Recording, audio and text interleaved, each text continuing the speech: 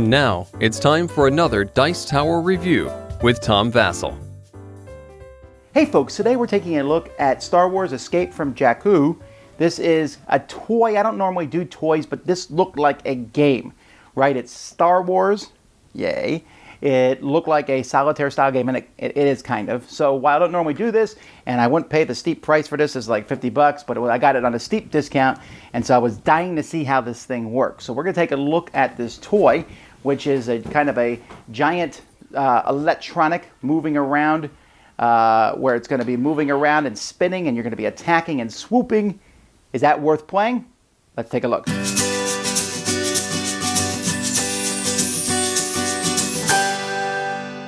So here's how the whole thing is set up. There's a big giant piece here, and you're going to put these TIE fighters on. They basically rotate in.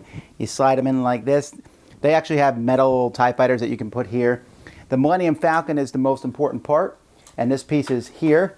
This lever is going to put the Millennium Falcon up or down.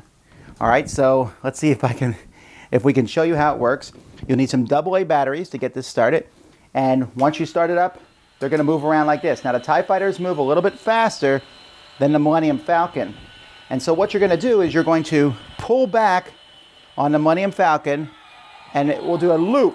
And you're trying to come in and knock off those TIE fighters like I just did there. So you're going to pull back and then push forward.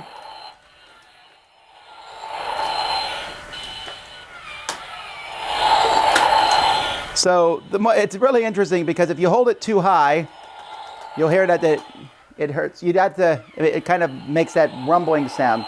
Now, if the TIE fighter hits the Millennium Falcon, it's going to knock it off.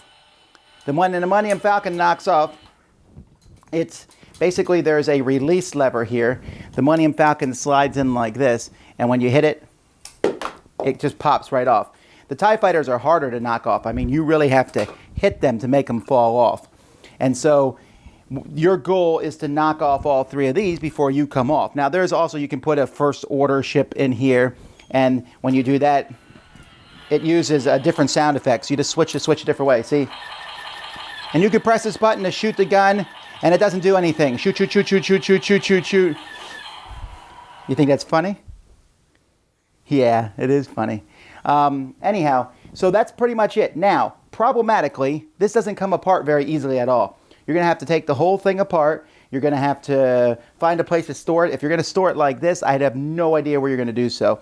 And basically, there's also one game. Knock the TIE fighters off before you get knocked off. That's how it works.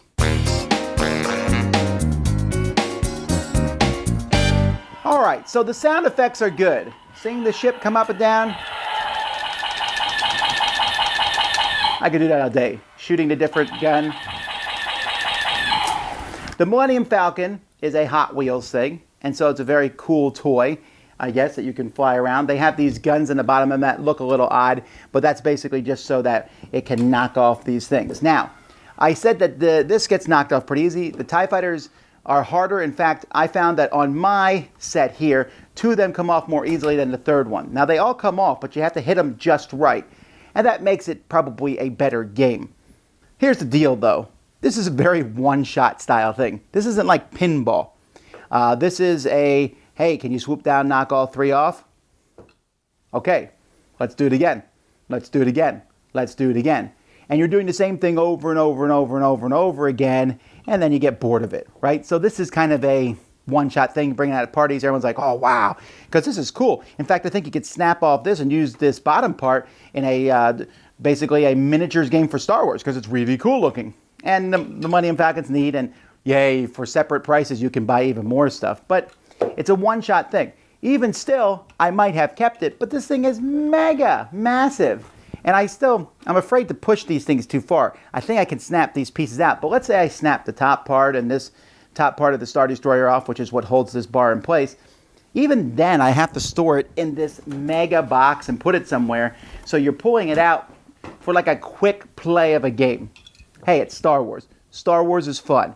It's neat to knock the TIE fighters off, but I got at a discount, so yay, but even now I'm probably not going to keep it because I just feel like it's a one-shot cool thing, but it takes up too much room for me, and people will have a great time watching it and playing with it, and get bored 10 minutes later. And I don't have time for a 10-minute toy.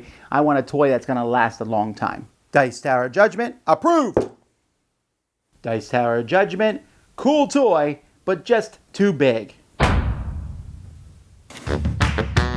Thanks so much for watching the Dice Tower videos. Find more great videos and reviews as well as our top-rated audio podcast at Dicetower.com. You can also find other great shows at Dicetowernetwork.com. I'm Eric Summerer, and you've been watching The Dice Tower. The Dice Tower is sponsored by Cool Stuff Inc., where you can find great games for great prices. Cool stuff in stock. Check them out at CoolStuffInc.com.